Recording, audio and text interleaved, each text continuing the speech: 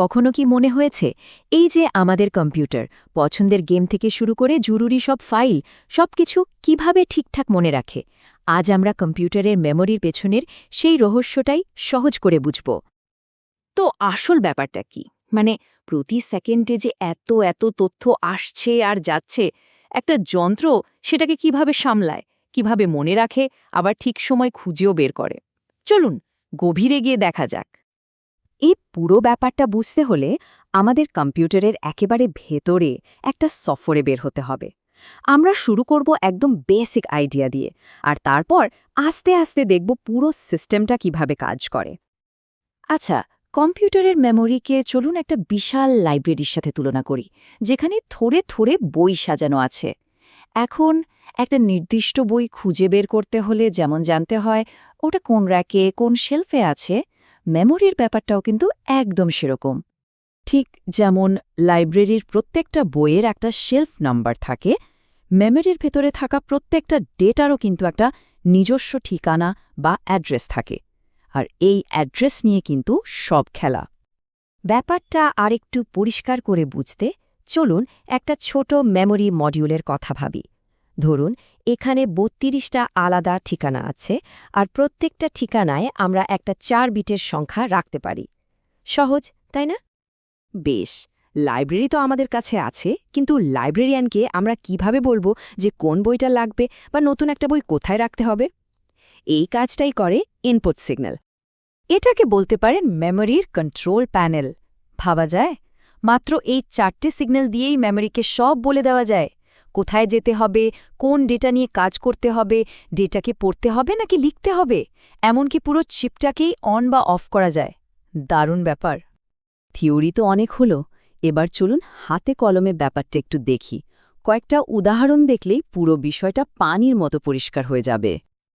ধরুন আমরা একটা জরুরি তথ্য খুঁজছি, যেটা মেমোরির ০০১০০ নম্বর ঠিকানায় লুকানো আছে।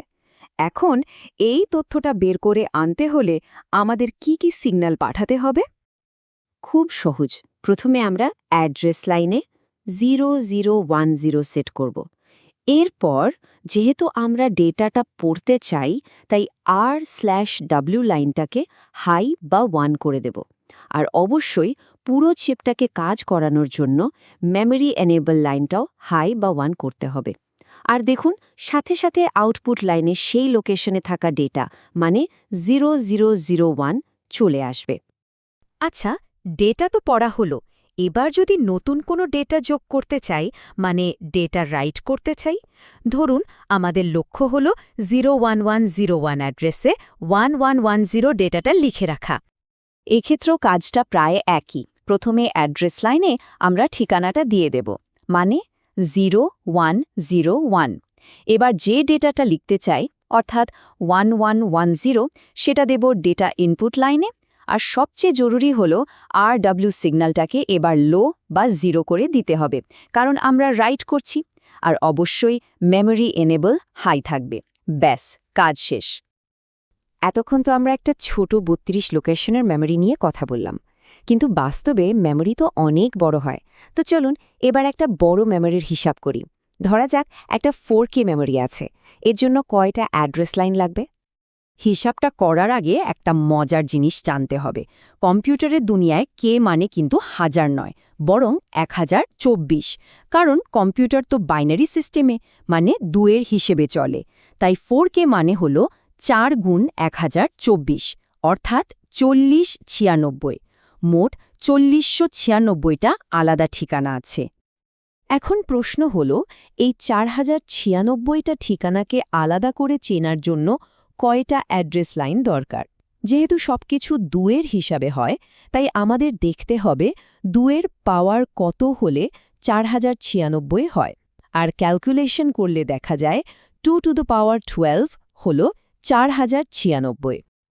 আর এই 12ই হল আমাদের উত্তর। তার মানে মাত্র 12টা অ্যাড্রেস লাইন ব্যবহার করে একটা কম্পিউটার 4096টা আলাদা মেমোরি লোকেশনকে অ্যাক্সেস করতে পারে। দারুণ না ব্যাপারটা?